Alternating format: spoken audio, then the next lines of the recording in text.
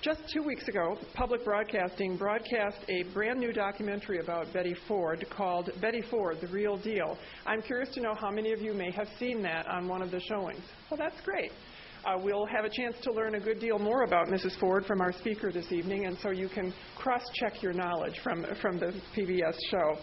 They did quite a lot of their research for that here in the archives of the Ford Library and also at the museum, and it was very interesting for me to see it. There was a lot of new footage and still photos that I had not seen before. Patti Matson, our speaker tonight, has an amazing career and a long-standing relationship with both President and Mrs. Ford. To begin, she was raised in Omaha, Nebraska, where she and her mother often visited the birth home of Gerald Ford, which is now part of a large park. She earned a degree in journalism with distinction at the University of Nebraska, where she was senior editor of the yearbook and also worked in the University Office of Information, where she was a reporter and a photographer. And that was when she got her start writing news releases and also feature stories. From there at the university, she moved to editor positions with a bank and then Northwestern Bell Telephone before going on to Washington as an administrative aide and press officer for Congressman John McCollister from Nebraska, who was a colleague and a friend of President Ford's in the House of Representatives. After 2 years, still in her early 20s, Patti became assistant press secretary to Mrs. Nixon and handled speech writing for Julie Nixon and Tricia Nixon Cox, and responded to media inquiries about the first family. When President Ford became president in August of 1974, she was one of only 2 Nixon staff members who were kept on by the Ford administration. Our library here has copies of a letter written by Ben Stein to Don Rumsfeld in his capacity of head of the transition office for the Ford administration. And that letter, of course, recommended that Patti be retained by the Ford administration. As a result of that letter, she became assistant press secretary to Mrs. Ford and served until the Fords left office in January of 1977. We have in our files copies of 2 letters she received from President Ford, the first a year after becoming president and again the day before the 1976 election, thanking her for her hard work throughout the campaign and the presidency. The incredible experiences of working long days, interacting with the Ford administration and the media, and traveling and meeting many world leaders brought many skills, and this led Patti to a distinguished 25-year career at ABC News, where she rose to be senior vice president for communications in the New York office. When Disney acquired ABC in 2001, Patti decided she didn't really want to move to California, and now is an independent consultant and a member of a number of boards for professional and charitable organizations.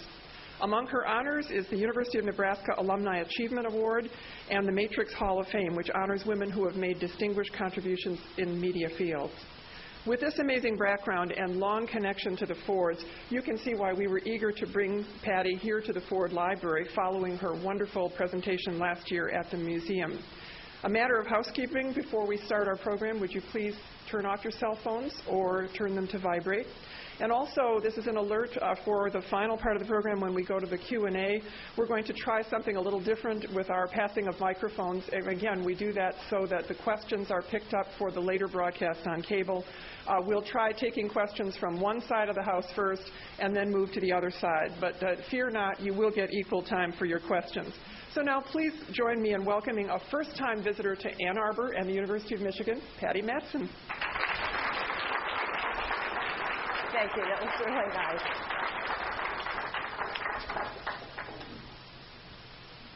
I always love coming here because and doing a program with Elaine because I learned so much about myself. There's nothing like research that's done here. Thanks so much. That was so generous and nice of you, Elaine. I'm so pleased to be here. This is my first time in Ann Arbor, and it will please all of you to know that this is a city whose graduates have long intimidated everybody I've worked with on the East Coast. We Midwesterners always love success stories from the heartland, don't we? I think there's something about a Midwestern work ethic and directness that seems to do well in the East. Really, any world that involves steadiness and reliability, competition, being able to do well in competition, and persistence. Personally, I think it probably all derives from years of surviving winters that end in April. I'm especially pleased to be part of anything that helps celebrate the life of Betty Ford. Mrs. Ford was at the cusp of a generation that really propelled women into a sphere of a different world of our society. The recent PBS documentary that Elaine mentioned, I think, spells that out clearly for any of you who have a chance to see it. It's important because I think there are now a couple of generations of young women who may not appreciate the impact that Betty Ford had in a number of different areas at a very different time. I've always felt that Betty Ford was a feminist in sheep's clothing. Her demeanor and grace and gentleness softened the impact of her opinions. She wasn't threatening, and I think this made her so much more effective. She was effective in so many different areas, but particularly in the area of women's equality. American women, I think, identified with her from the beginning.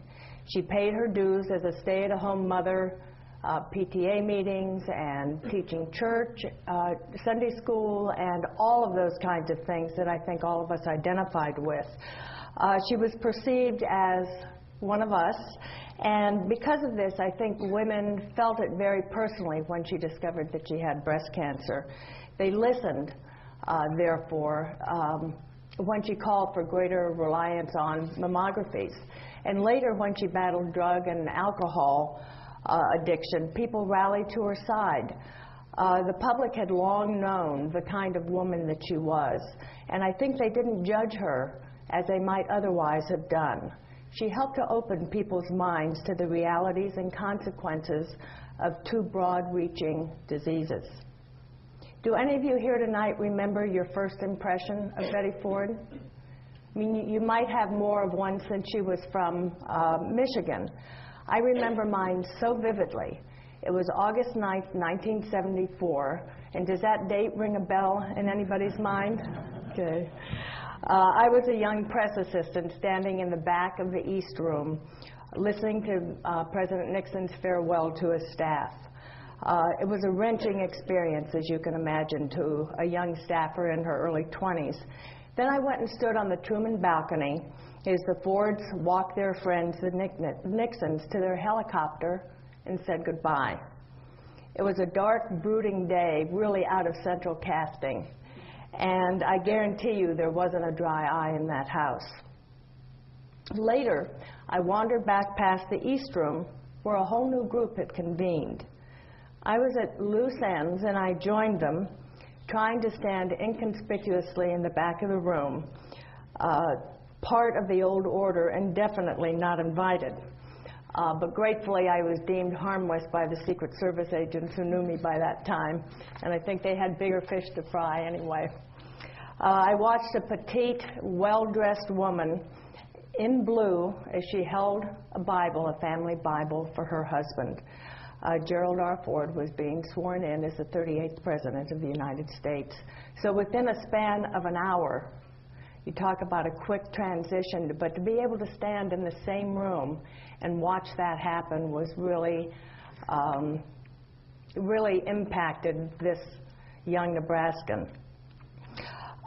His wife struck most of us on the staff that morning as lovely, appropriate, and perhaps just a little bit frail. We wondered how she would do being thrust so suddenly into the spotlight.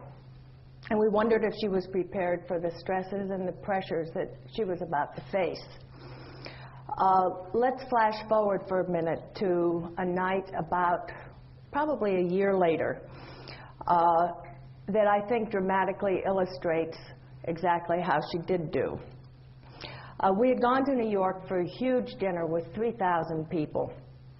The speakers were endless, and it went on and on. Most of the press had left. Many of the guests had left, and finally, as the dinner's organizer went up to introduce Mrs. Ford and give his remarks, he suddenly clutched his chest and fell over and collapsed. So here was the entire audience. You can imagine it was a dais of about 70 or 80 people. people out in the audience at these tables had no idea what was going on. You couldn't see. And there was confusion everywhere. Somebody frantically called out for a physician, and there was none in the house. It looked like someone may have been trying to give CPR, but you just couldn't see. It was really awkward.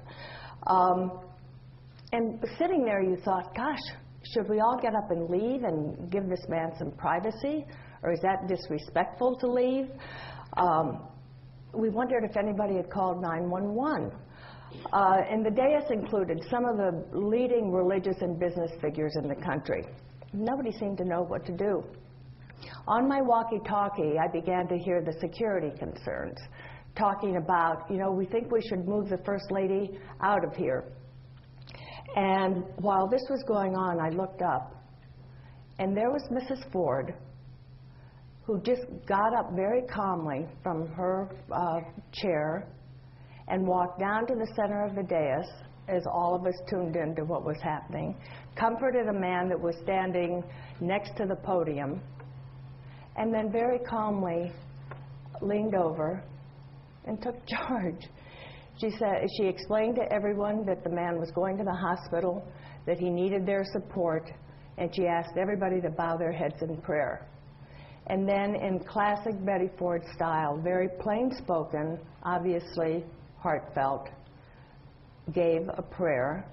And when she was done, everybody knew they should just very quietly and calmly get up and leave. It was amazing. I guess Betty Ford really never stopped surprising us with her strength. She was guided by an inner sense of who she was, and she possessed an amazing lack of self-consciousness about being in the public eye. She had a remarkable feel for the human dynamic in any situation, which I think explains that evening in New York. While everybody else was waiting for somebody to take charge, she understood exactly what needed to be done.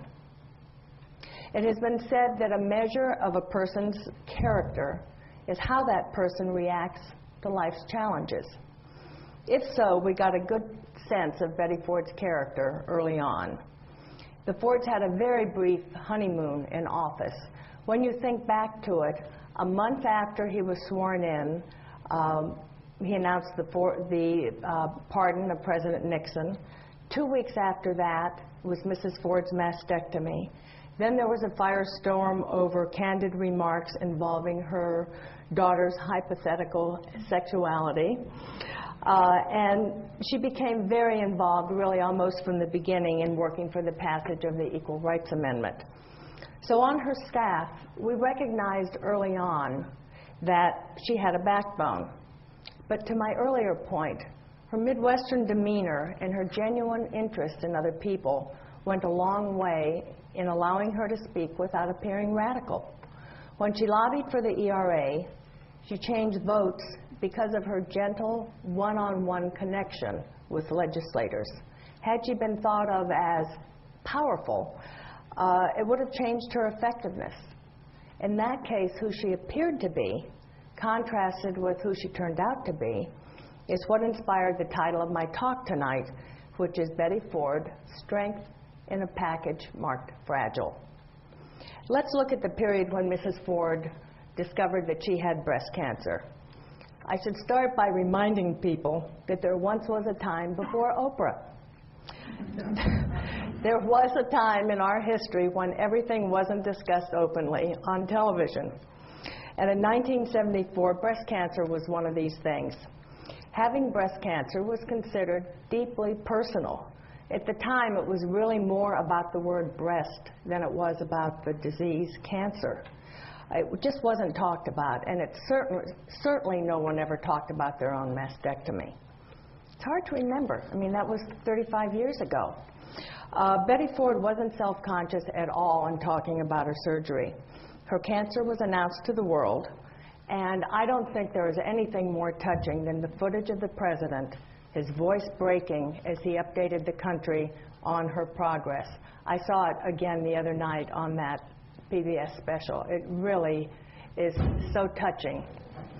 Within days, Mrs. Ford understood the impact that she had on the rate of mammographies in the country.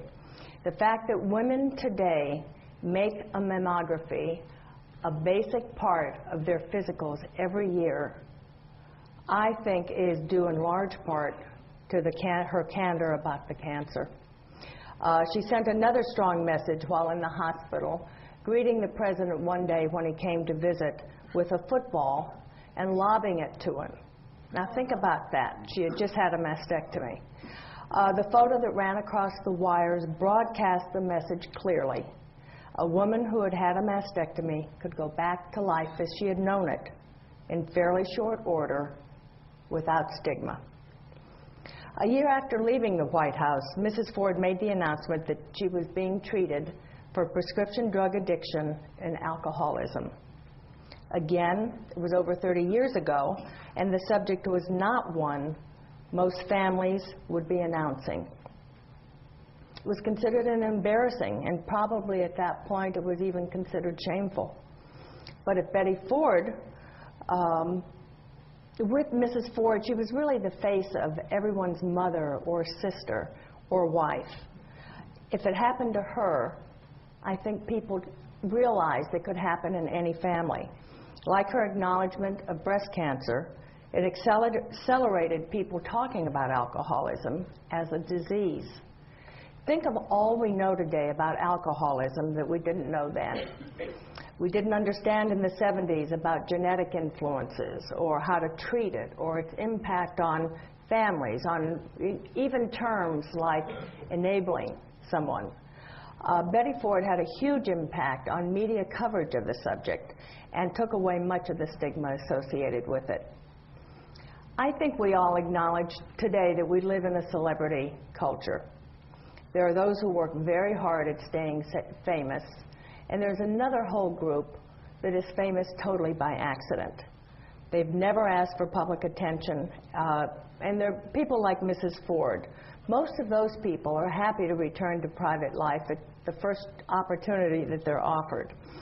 But one of the things I so admire about Mrs. Ford is that she used her celebrity to do some good. First, it helped her to raise the money to build her center. And while she never wanted her name on the door, aren't we glad? She was overruled on that, by the way, and aren't we glad that she was? I think the name, the Betty Ford Center, also helped destigmatize the disease.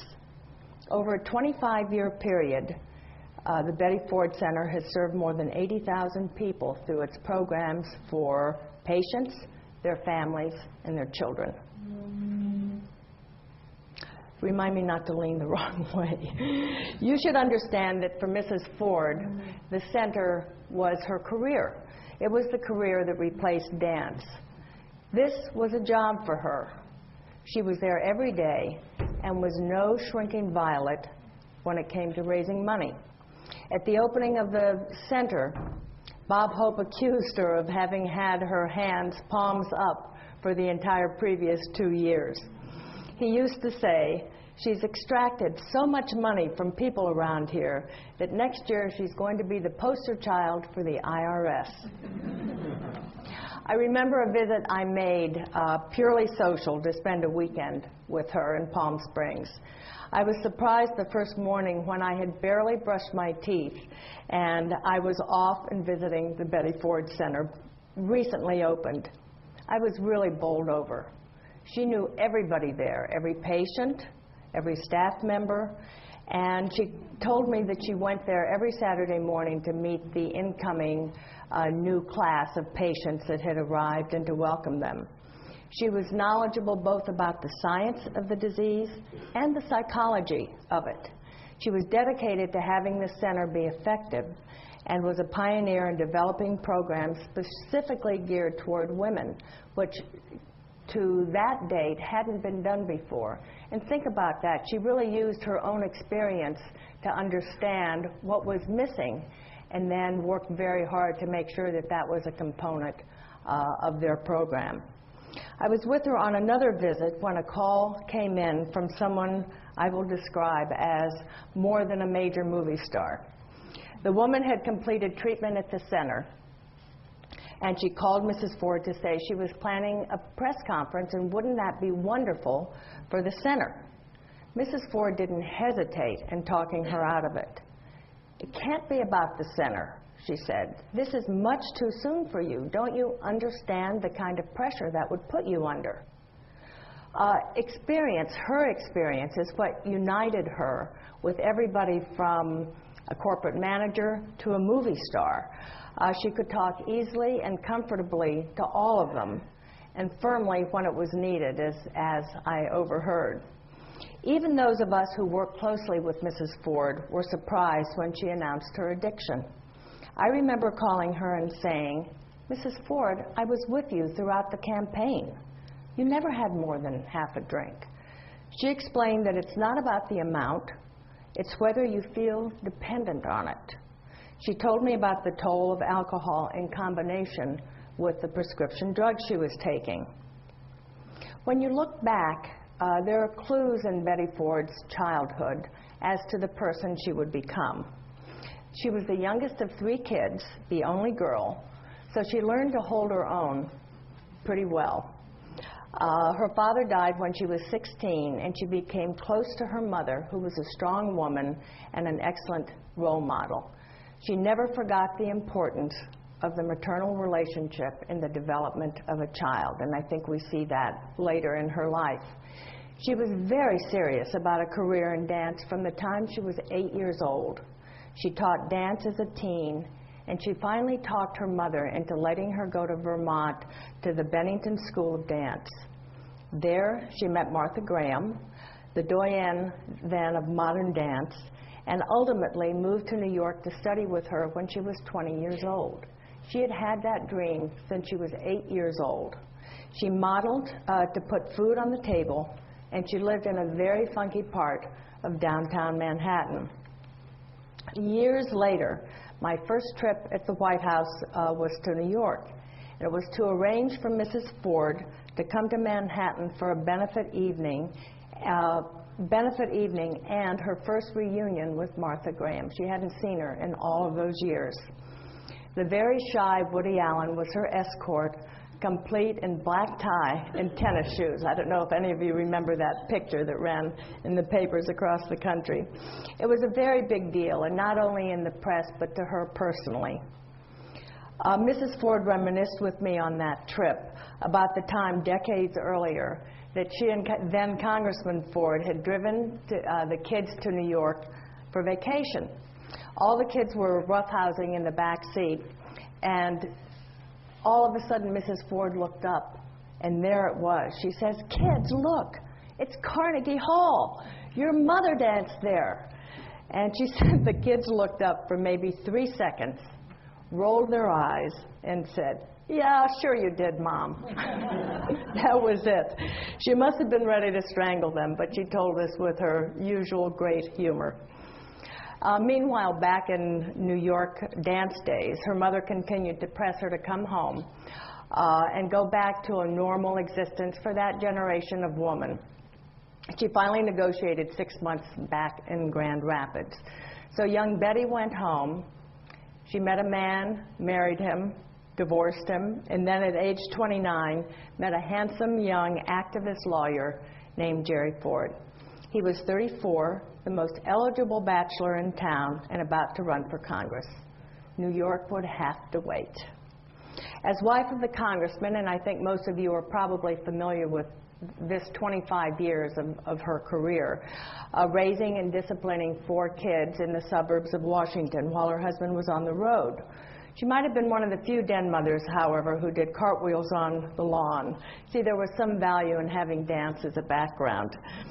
She placed a premium on the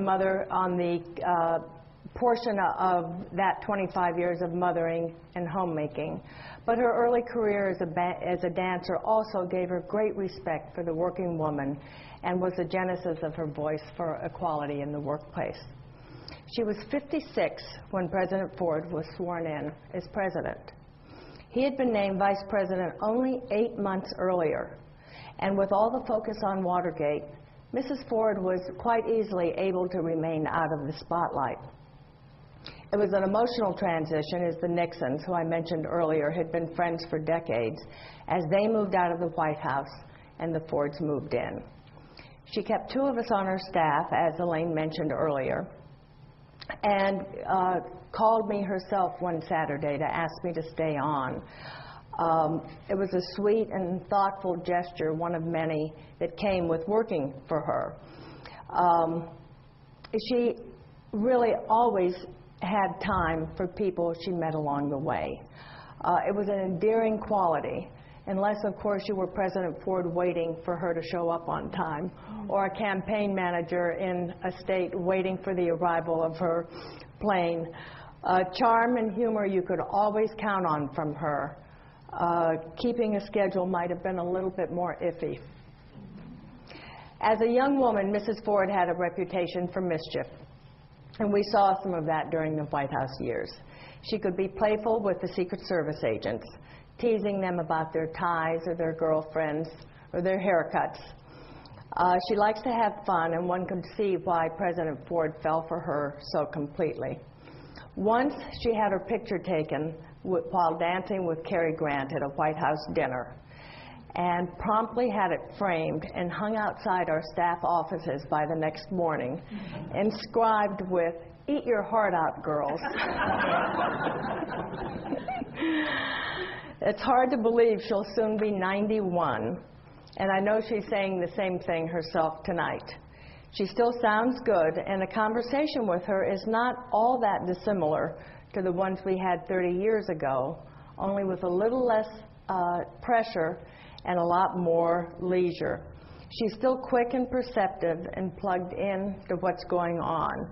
She sticks closer to home and is celebrating her birthday next week in Palm Springs with her daughter, Susan. I saw all 4 of her children at a Ford reunion not too long ago in Washington. Each has grown into an impressive speaker, and each has such an individual presence of their own. I was really blown away by them. Each of them spoke, and as I say, each has their own very distinctive style, but they all have such presence. Susan is now living in Tulsa with husband Vaden Bales, and has stepped into her mother's shoes as the public face of Betty Ford Center. So I think you'll see more of her in that role in the years to come. Her confidence and her ability are immediately apparent. Her 2 daughters are grown, and looking at them is proof positive of the power of a strong Ford gene pool. They all look exactly alike. Susan has a granddaughter now as well. Brother Steve, still living on a ranch in California, is doing motivational speaking and has lost none of his considerable charm. Jack, who was always the most politically interested of the kids, is still in San Diego and runs a business there. He and his wife, Julianne, have 2 young sons. The eldest son, Mike, still ministers to students at Wake Forest University in North Carolina. And he and his wife, Gail, have 3 grown daughters and 4 grandkids.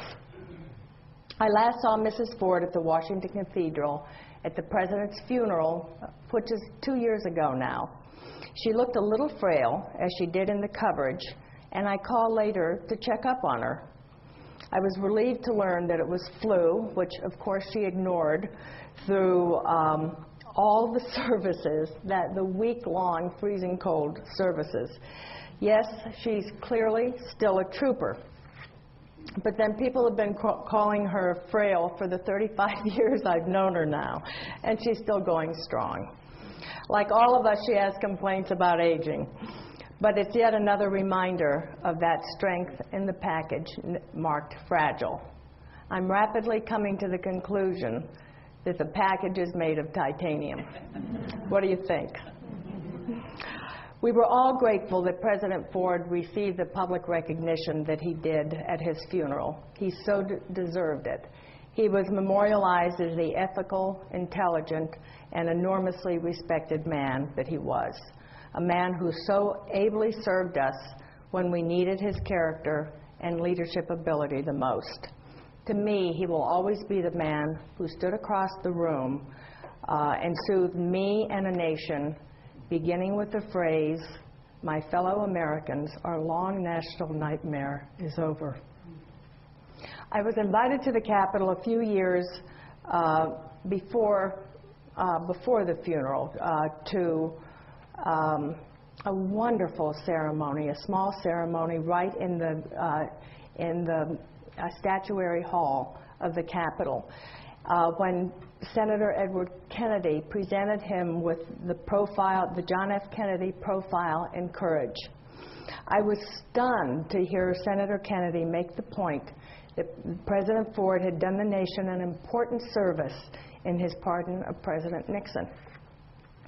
Senator Kennedy said that he had disagreed with the president at the time, but, and I quote the senator, "Time has a way of clarifying past events, and we now see he was right.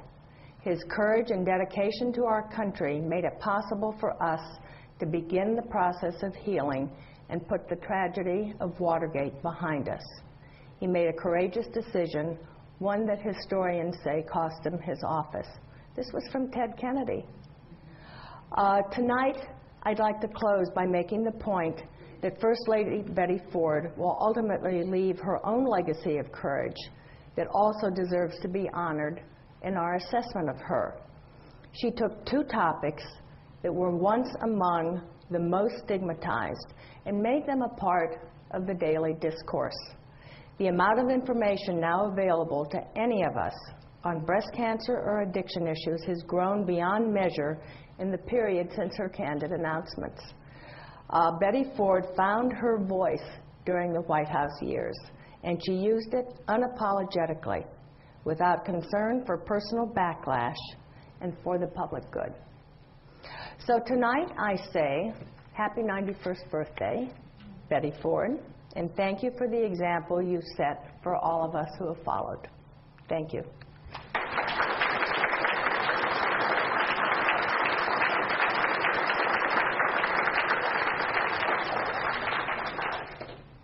And are there any questions? We'll start with the far side of the room. Okay, there's one. Oh, wrong side, so sorry. I'm interested, you mentioned about the children, and you look at so many of the presidents, and do you have any feeling why none of them went into politics, like because of the reputation of their father and as president?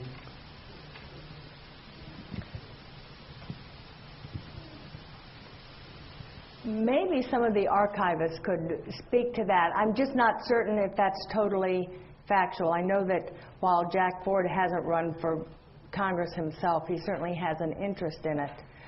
Maybe it's like any other business, except it's a little more searing. I mean, when you're a child and you see close up the sacrifices that anyone running for public office needs to make, maybe they're just not prepared to do that. The first place that many people have to sacrifice is at home with time with the family. And who would bear the brunt of that more than the children? So I don't know, probably anybody else's guess would be as good as mine on that.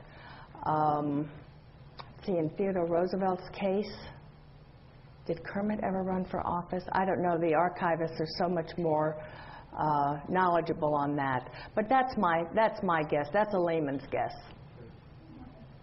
It's an interesting question, isn't it? Yeah. It's not unique. I mean, the point is to go back to history, except for Bush. Yeah, that's true. That's a big You don't have that, and you would think that they would come back, follow the father because of all the contacts they have. Well, the Kennedys would be an exception too. Sure, sure. Absolutely. Yeah. Do we see a hand to teach some history here tonight? Okay. I wasn't clear on the episode when Betty Ford took over that meeting in New York. Was she intended to speak? Had she intended to speak there? Yes, she was an honored guest and was intended to speak. Oh. And we had been told she would speak about 9 o'clock. But so many other people on the dais went on for so long. It was about 10:30 before the man got up to actually introduce her. And on the way to the introduction, you see what happened. Yeah. Anybody else on the side?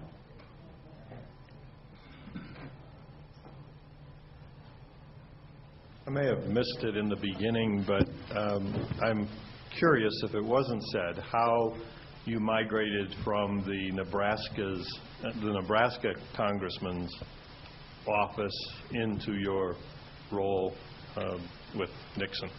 Like all of these things, it was so happenstance. In the summer of 1970, what would it have been? 3? At any rate, it must have been 1972 or 73. I was sitting next to somebody in a dinner party in Washington, and they worked at the now notorious Committee to Re-elect the President. And they were looking for volunteers to write. And I was working for a congressman from Nebraska and did a lot of writing, and said, when I'm not back in Nebraska working on my campaign, I'd be delighted to come in a night a week and help out. So the first or second week I was there, you know, these campaigns are always very last minute on everything they're doing. Does anybody here remember Pageant magazine? It was a little magazine the size of Reader's Digest, I mean, years ago.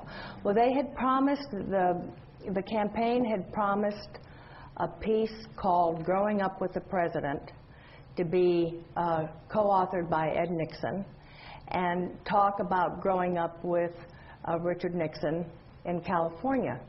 And it was due the next day. This was a Thursday night. And they asked if I would do it, if I could possibly do it that weekend. So I immediately called over to the Library of Congress and got any information I could on Richard Nixon. And the next night, Ed Nixon came into town and we went off and talked for an evening. And then the next night, we went through a box of old photos.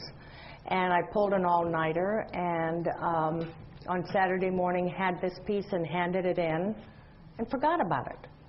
And 2 weeks later, I'm sitting at my congressional office, and you know, they're big open bullpen kinds of situations. And the phone rang, and the secretary says, "Patty, it's the White House."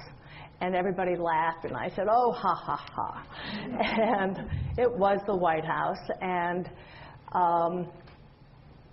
they just wanted to thank me for doing this piece.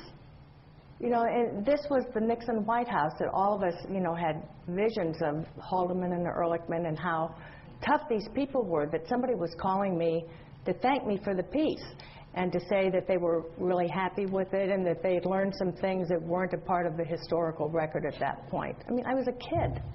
Anyway, that person ended up being Dave Gergen. And about 6 months later, I'm in the congressional office, and the phone rings again, and again somebody says it's the White House, and we're all laughing, and it was the White House, and it was Dave saying that there was an opening on staff for a speechwriter, and was I interested in coming down to interview for it. So I went down, and he got me detailed out of the office for a week, and I did a wide range of various writing assignments. And then they were, at that point, Julie Eisenhower was making about a speech a week, and they were on issues that involved the administration in terms of their accomplishments in the health area and a number of different of the agencies.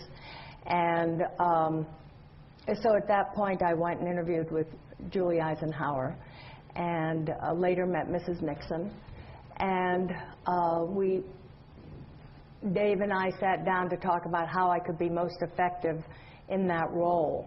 And there had been White House speechwriters working on speeches with Julie, but as I heard Julie and I heard from his standpoint, they never got involved enough in her life to be able to capture her voice. And if you're a speechwriter, you really need to, in the back of your head, hear the person's voice to know whether or not they would be apt to be saying something that you're writing for them. You can't just write and write something. It really has to fit the person. The humor has to fit the person. The way they phrase things has to fit the person. And I would be hard-pressed to name any speechwriter that gets it right the first or second speech. But after you're around a person for a while, if you do that for a living, you can hear them. So at any rate, I thought that I would be more effective on that particular job if I took a job in the East Wing in the press office as opposed to in an office over in the EOB on the speech writing staff. So that's what I did. And the other thing was that I wanted the press contact with the National Press Corps on my resume. I thought that that would be a good thing to be able to launch a post-government career from. So this is a very long-winded answer to your question, but that's the story from a dinner party.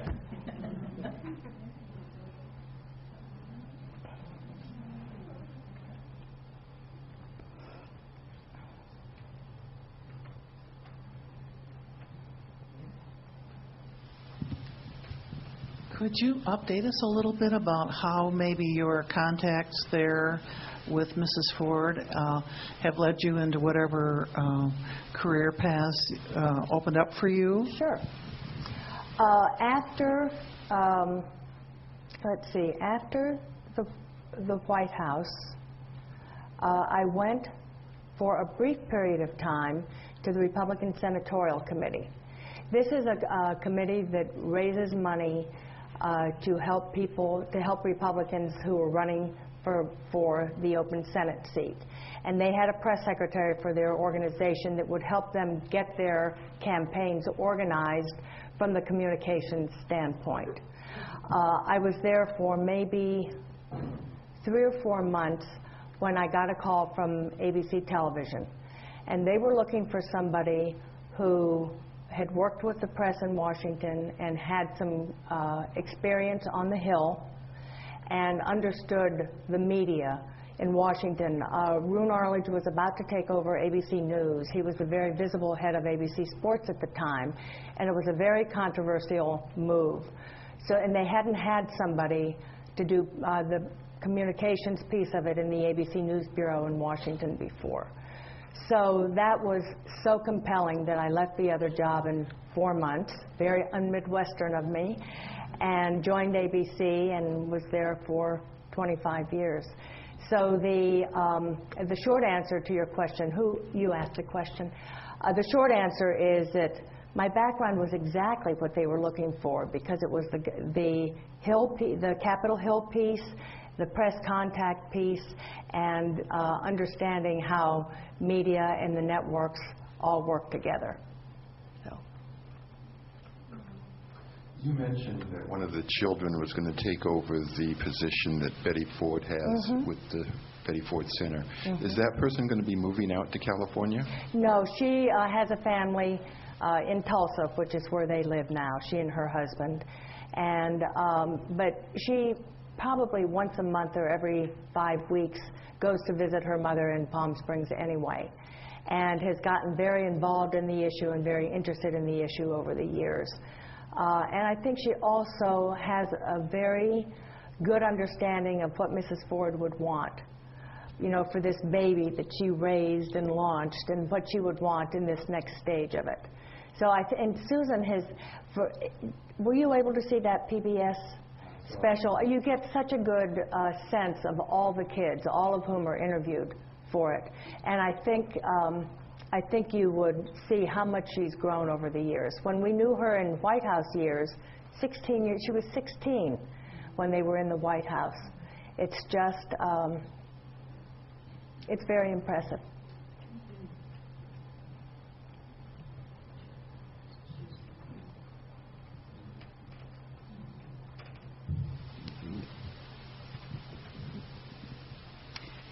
Did you let Mrs. Ford proof or read your book before you turned it over to your publisher?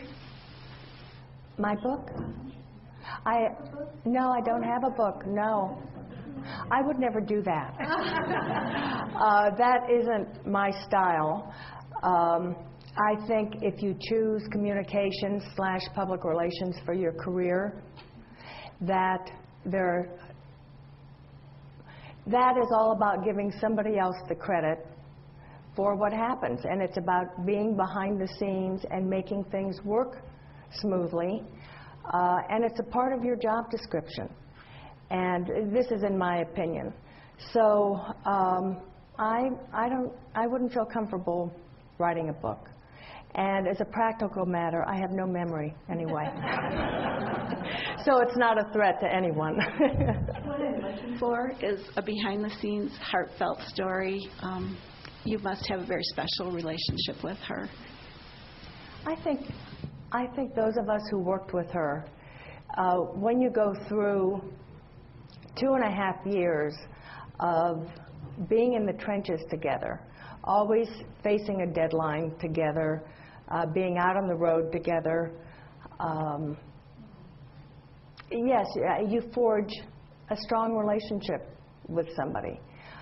It's a little like what people say working on a movie with somebody. It's like you have a very close relationship for a period of time, and that bond carries forward. I know that when I meet other people from other administrations, Democratic as well as Republican, you have a shorthand that you can talk with those people, because whatever your political persuasion is, you all have a lot in common. So yes, I will always cherish those memories.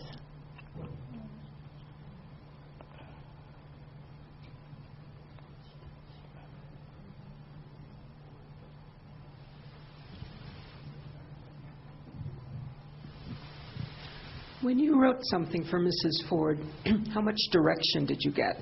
Was it a topic? Was it an outline? You know, it varies. Most of the time, in a staff function like this, you are trying to save the person time. And you try to do as much of it as you can on your own, so that they're not bothered by the mechanics of it. I mean, one of the things you do are the basic calls to the organization. Who is the organization that's being spoken to? What are the circumstances? Where are they? What is going on in that area at the time?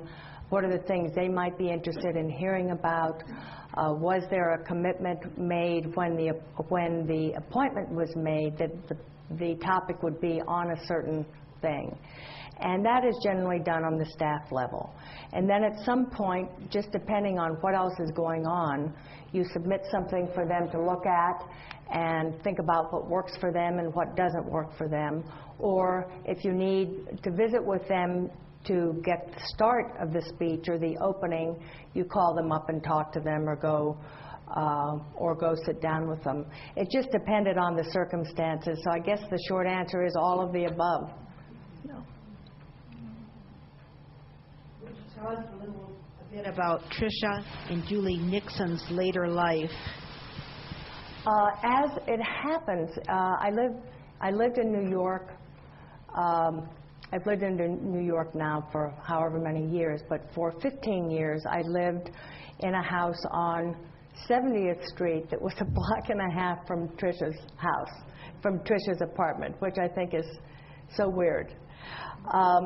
I have probably been closer to Julie because Tricia was gone from the White House and had moved to New York by the time I went to work at the White House, so I didn't ever know her as closely. I'm in fairly good contact with Julie, and her daughter came to live with me one summer. Her daughter is a very talented young actress and stage director. And so it isn't that we talk every week, but we stay in pretty good touch, and that's the wonderful thing about email, isn't it? Yeah. They're living in Pennsylvania, she and David. Would you care to comment on the changes you've seen in the media during the periods of time you've been involved?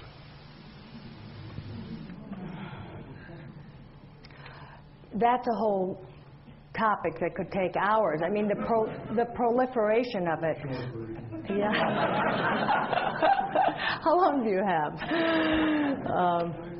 The proliferation of the media has been something to behold. I mean, in retrospect, it was probably pretty easy when we were there. It never seemed easy, but You know, people are on deadlines now. I mean, at least then we had a time that we could breathe freely.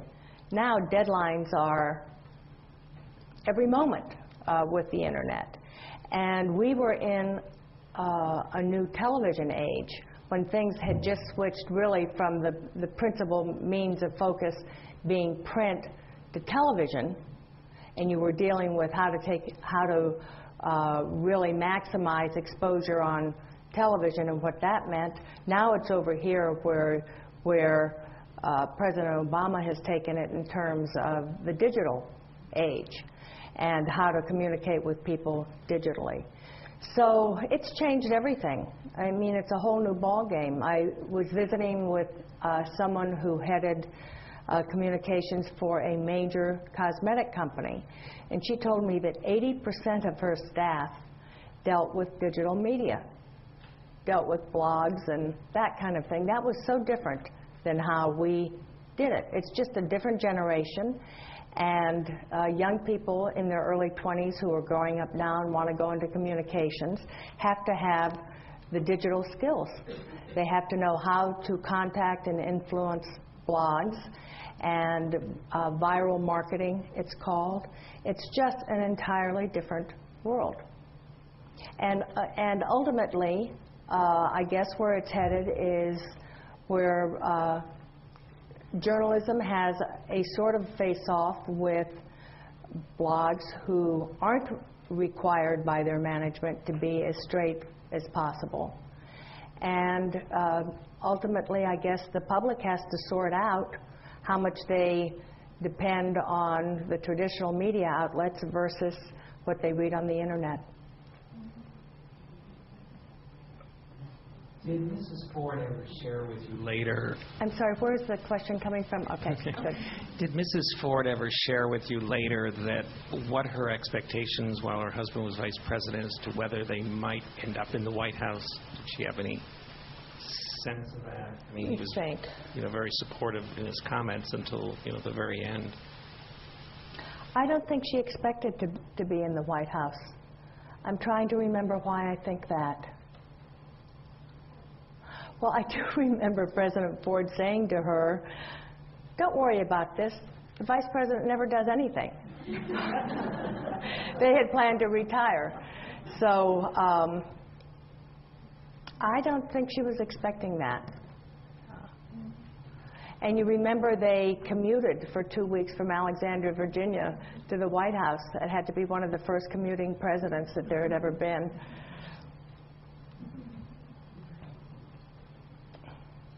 Is it my turn? Yes. One comment and then a question related to that. The PBS special really had a profound moment when one of the sons talked about how the family sort of created the intervention or the confrontation about Betty Ford's addiction around pills and alcohol, and it's really, really amazing. What was your level of interaction with the Ford children during the White House years? I interacted with Susan quite a bit because she was hanging out of the White House. And if she wanted to talk to someone, the press office, our press office, was the one that she wandered into. Mike was, I think he might have already been in North Carolina by that time. For the most part, Steve was no place to be found. He was not going to be hanging out at the White House at all. Jack was in and out. I traveled quite a bit during those 2 years. The first year I went to 13 foreign countries doing advances before the President and Mrs. Ford would go on a trip. And the second year I was in every state, it was during the campaign, and I was in every state in the Union save Georgia and Massachusetts, which were not likely to vote Republican. So I was gone quite a bit during that year. So Susan would have been the one that I interacted with the most.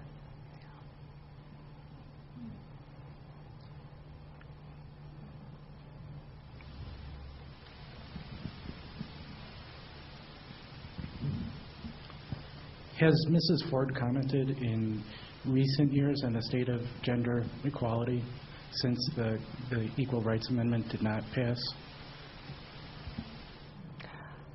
Maybe she has commented. I don't think we've talked about it. During that period, there was so much discussion. That was really in the Betty Friedan period, and there was so much discussion of the topic. And lately, you just don't see as much discourse on the subject, do you? Do you in Michigan? What did you do? We passed a very controversial proposal that had to do with race and gender affirmative action. Really? Yes. It went down. I mean, it's made a big, huge difference in the way we do things here. That's fascinating. I'll be interested in catching up with that. Oh, it is tragic. Oh, it went down. You mean it was defeated? No, it passed. It passed. It passed. Okay. Yeah, but it meant that some things went down. You know, we can't say a scholarship is for a woman. I see. No. I see. It's complicated, isn't it? Yeah. Is there one last question?